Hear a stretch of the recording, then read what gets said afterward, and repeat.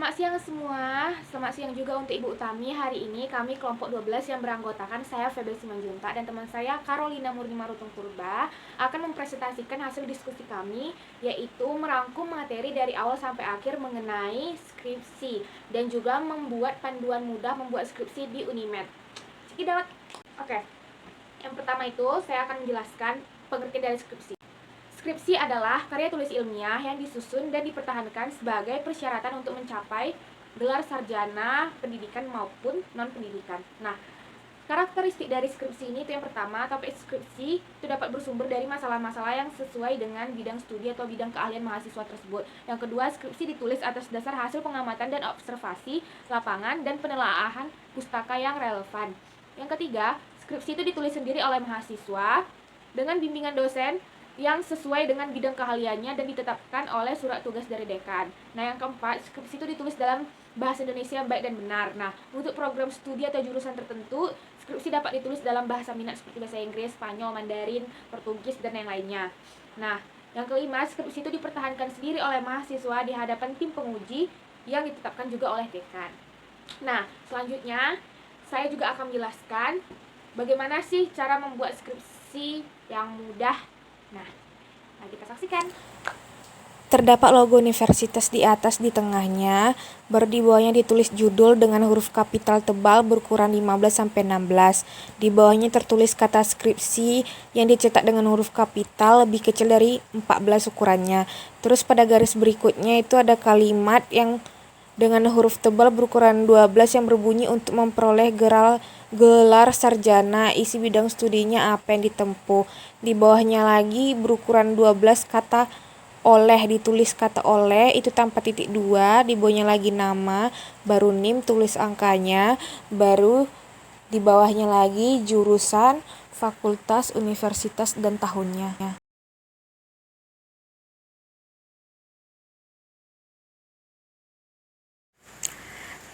Keempat, persetujuan pembimbing. Lembar ini berisi skripsi ini telah disetujui untuk diuji, dan di bawahnya itu dicantumkan nama kotanya, tanggal, bulan, dan tahun persetujuannya.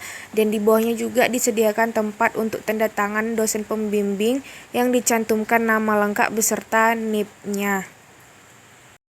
Yang kelima itu pengesahan kelulusan. Lembar ini berisi skripsi telah dipertahankan di hadapan panitia penguji skripsi fakultas pada hari, tanggal, bulan, dan tahun.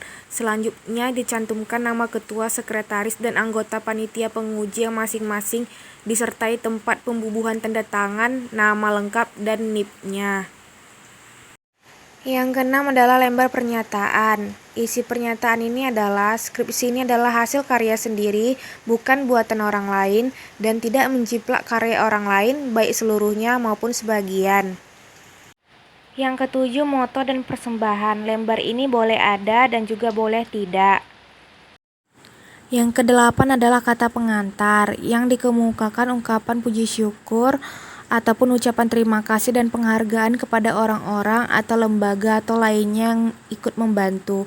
Dalam kata pengantar itu tidak boleh ada pernyataan bahwa penulis yakin akan adanya banyak kesalahan atau kekurangan dalam skripsi.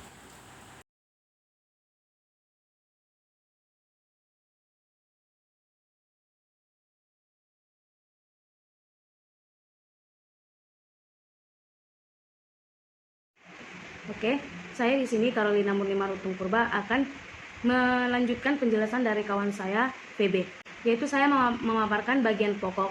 Bagian pokoknya yaitu 1, pendahuluan. Pendahuluan itu tentang 1, latar belakang masalah penelitian, 2, rumusan masalah, 3, identifikasi masalah, 4, tujuan penelitian, 5, kegunaan penelitian, dan 6, pembatasan masalah. 2, latar belakang. Bagian ini pada dasarnya menerangkan ketenaran atau kerasionalan mengapa topik yang dinyatakan pada judul skripsi itu diteliti. 3, rumusan masalah. Rumusan masalah harus diturunkan dari rumusan topik. Rumusan masalah yang baik harus memungkinkan untuk memutuskan metode pemecahannya dan mencarikan datanya, sehingga masalah-masalah tersebut perlu diidentifikasi dengan baik. 4, tujuan penelitian. Tujuan penelitian mengungkapkan apa yang ingin dicapai dalam penelitian. Rumusannya sejajar dengan rumusan masalah. Kelima, kegunaan penelitian. Penggunaan atau pentingnya penelitian dilakukan baik dalam pengembangan ilmu maupun bagi kepentingan masyarakat. Keenam, teori yang digunakan untuk landasan penelitian. Dalam penelitian diperlukan dua landasan, yakni landasan teoritis dan landasan faktual. Kalau landasan teoritis ini ialah teori yang digunakan untuk landasan kerja penelitian tentang topik yang diambil untuk diteliti. Tetapi kalau landasan faktual ialah data tentang topik yang diteliti. Keduanya diuraikan dalam dua bagian yang berbeda tetapi berurutan. Ketujuh itu metode penelitian. Metode penelitian dimuat dalam bab 3 tentang metode penelitian. Terdapat perbedaan antara metode penelitian kuantitatif dan penelitian kualitatif. Akan tetapi, prosedurnya sama, dimulai dari pengumpulan data, dilanjutkan dengan pengolahan data, lalu dilakukan analisis data. Kemana hasil penelitian dimuat dalam bab tersendiri, tetapi tidak harus dalam satu bab. Bisa dua atau lebih, tergantung kepada organisasi temuannya dalam pemecahan masalah. Yang penting adalah semua masalah harus ada jawabannya. Ke-8 itu penutup. Penutup berisi simpulan dan saran.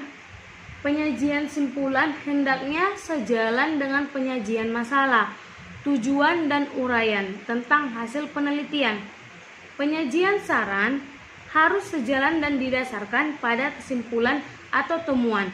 Saran hendaknya disertai dengan argumentasi, kalau mungkin juga disertai jalan keluarnya. Di sini saya akan memaparkan bagian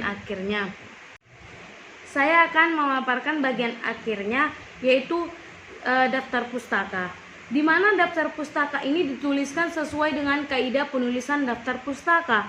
Daftar pustaka dilakukan langsung setelah teks berakhir dengan ganti halaman baru dan diberi judul daftar pustaka. Judul itu dicetak tebal dengan huruf tegak, kapital semua, berukuran 12, ditulis mulai dari pias kiri. Jarak dengan teks di atas 4 spasi. Bab pustaka berbentuk buku tulis dengan urutan nama, pengarang, tahun terbit, judul buku dengan cetak miring, kota terbit, dan penerbit. Untuk memisahkan bagian-bagian tersebut digunakan tanda koma, kecuali antara kota dan penerbit dilakukan dengan titik 2. Contohnya seperti Dekker, N titik 1992 titik Pancasila sebagai ideologi bangsa titik 2 dari pilihan satu-satunya ke satu-satunya asas titik Malang titik FPIPS IKIP Malang, di mana Dekker itu nama, 1992 itu tahun, Pancasila itu judul buku, dan seterusnya. Yang dicetak miring baru kota penerbit dan penerbit tersebut.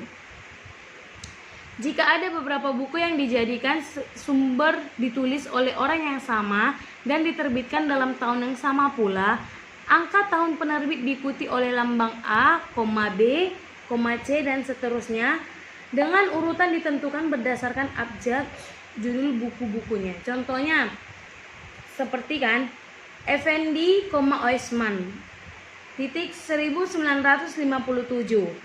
A.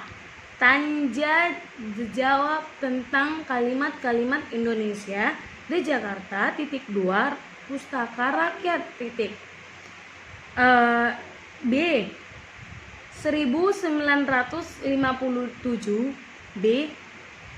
Tanja dijawab tentang kata-kata tersebut di Jakarta Pustaka Rakyat. C. 1957. C kecil dia ya, itu A, B, C itu huruf kecil. Pelajaran bahasa Indonesia dari hal kata kejadian di Jakarta Pustaka Rakyat, di mana dia buku itu sama dan angka tahun penerbit, karena bukunya itu sama, jadi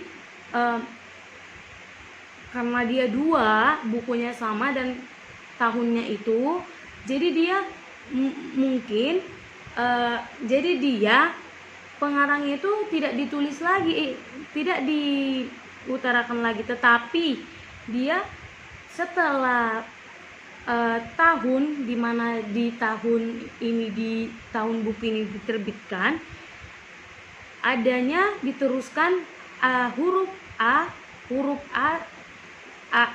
abjad, tetapi dia huruf kecil. Itu tandanya bahwa ada buku yang sama dibuat. Terus lampiran hendaknya berisi keterangan-keterangan yang dipandang penting untuk skripsi, tesis, dan disertasi. Misalnya instrumen penelitian, data mentah hasil penelitian, rumus-rumus statistik yang digunakan atau bila perlu, hasil perhitungan statistik, surat izin dan tanda bukti telah melaksanakan pengumpulan data, penelitian, dan lampiran lain yang dianggap perlu. Lalu Penjurus atau indeks adalah daftar kata, istilah, atau nama yang dianggap penting yang digunakan dalam teks. Kata, istilah, atau nama itu diurutkan menurut abjad, dan di belakang setiap kata, istilah, atau nama itu dibutuhkan angka menunjukkan nomor halaman tempat kata. Istilah atau nama itu disebutkan dalam teks. Dalam laporan penelitian, penjurus tidak harus ada. Jika ada dimuat, letaknya paling kiri, yakni setelah lampiran. Lalu takarir ini adalah daftar kata kunci beserta artinya dan istilah beserta pengertiannya. Tidak dibenarkan membuat daftar kata atau istilah yang dicantumkan di dalam tubuh skripsi, tesis, atau disertasi. Oke, sampai disinilah persentase kami. Mohon kalau ada salah tutur kata dalam kami mengucapkan persentase kami ini, mohon maaf jika ada salah. Sekian dan terima kasih.